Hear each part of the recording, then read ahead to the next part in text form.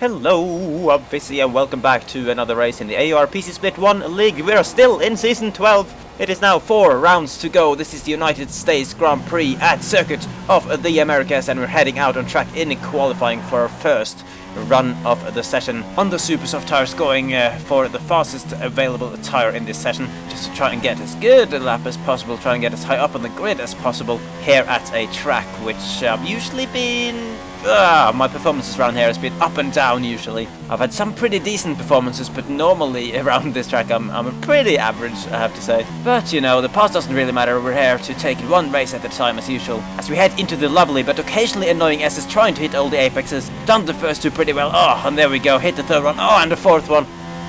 Oh, and the fifth one as well. And let's see, oh my goodness me, we hit the sixth one. Now up the hill, slow speed, third gear, and we hit that one as well. Oh, and that one, oh my word.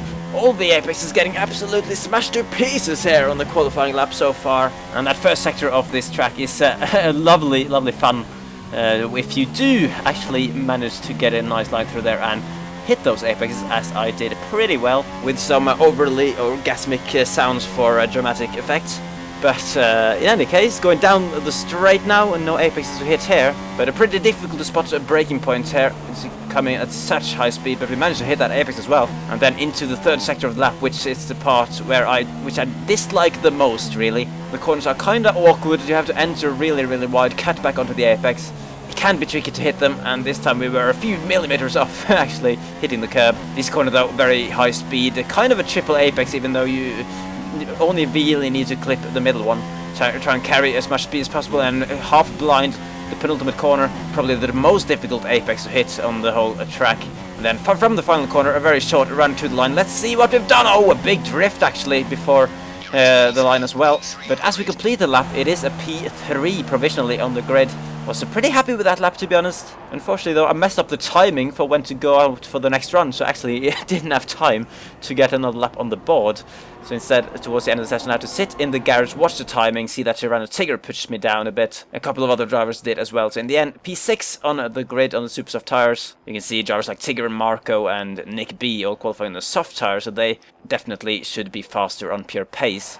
And will surely come back strong in the race. And as for the race, the strategy that we have been thinking of here, after having pulled it off successfully in a practice race, was to, despite starting on the super soft tires, do a one-stop in this race. It definitely will require quite a bit of tire management, but a super soft medium one-stop strategy should, based on my practice, be possible. Although it will probably mean that during the race we will end up getting past more than we'll actually end up making passes ourselves. But that is just part of the tire management strategy. So let's see how the race goes, as now the lights are out and away we launch. And it's been a not the best launch actually. Afros had an absolutely stormer off the line. And up into the first corner, pretty much 3 wide ahead of us. Kalon on our outside, trying to keep it tight as there's a bit of contact ahead of him. Bit of wheel banging. Tiggers had to make a save of the car, which is giving us a free position there. But Kalon is still side by side with us on the outside, coming into the SS. Oh, and he luckily decides to back out of it, realizing that I'm just amazing and that he would have had no chance to hang it side by side with me through there.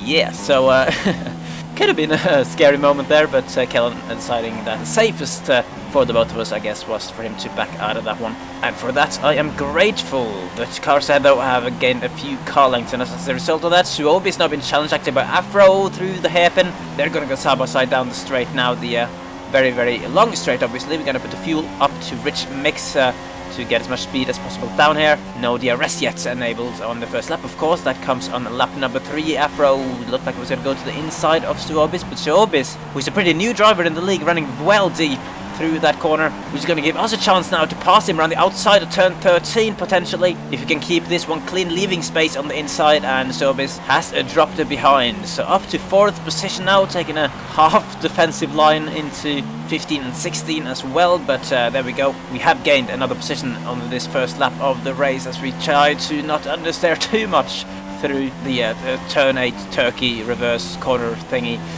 And yeah, it's been a pretty solid start to this race, to be honest.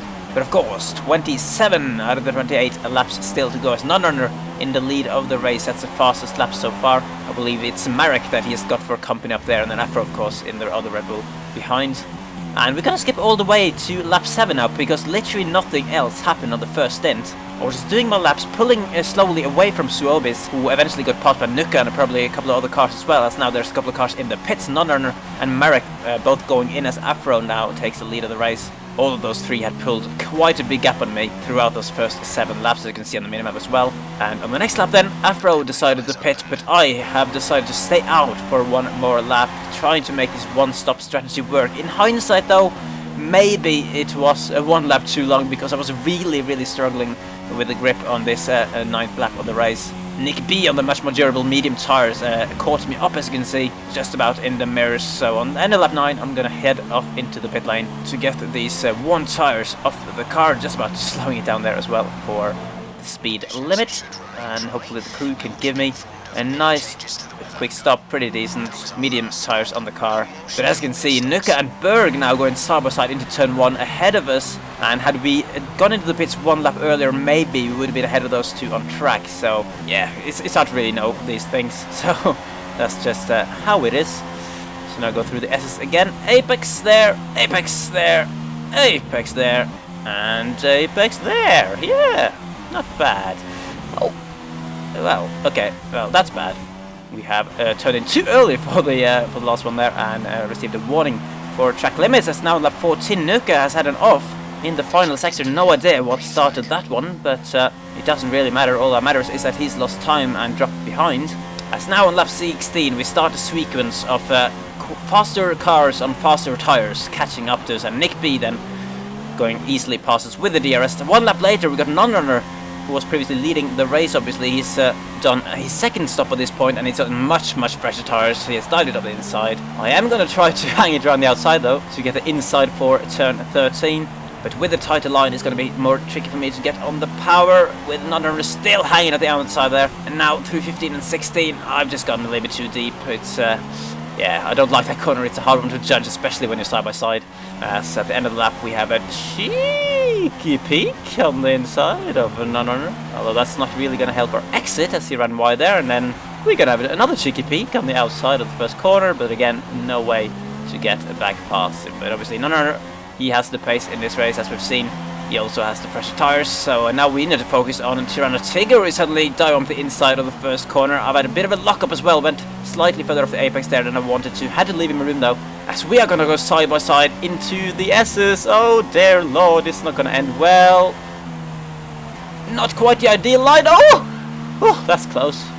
That was too close for an old young man like me to handle, to be honest, but luckily just about no contact between us there, which means we are still alive and going reasonably well in this race. But we have been passed by 1 Ferrari, and as if 1 wasn't enough, Marco was right behind us, as we have again turned in too early for that corner, received another warning for track limits. We just got to try and make sure to not get a 3rd one here, as we now got Marco still right behind us. We managed to keep him behind actually for a couple of laps, which was a couple of laps more than I thought I would, to be honest, considering Marco's usual pace, and the fact that I believe he is on pressure tires as well, considering he started the race on the soft compound tires a little bit down the grid.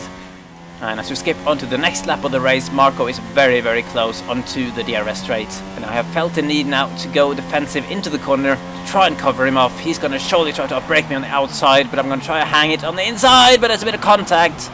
Oh, I'm not sure if that was Marco leaving me too little room, or if I went a little bit too far off the apex, but not quite ideal. Marco seemed to have gotten away from that without any harm.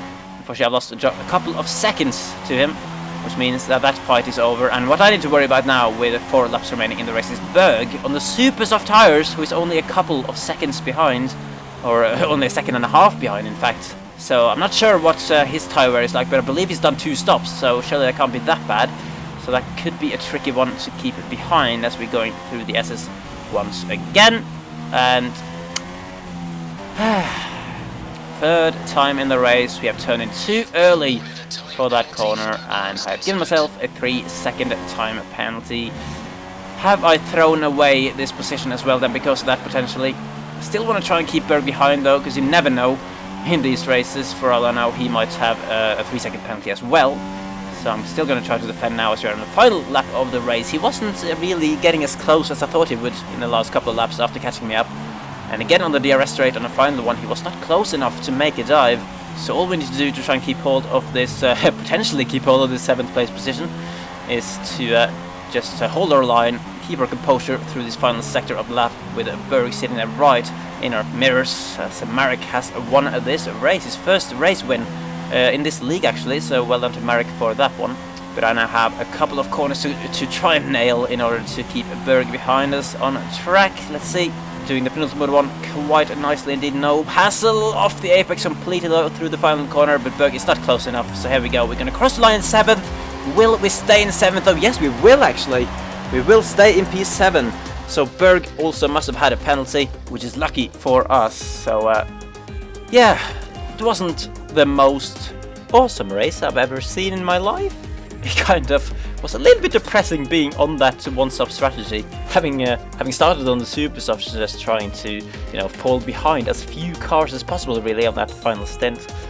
In the end, it's only one position down from where we started, so it's not too bad. Although I was up in 4th on the first stint, so could have been better, but also could have been definitely worse.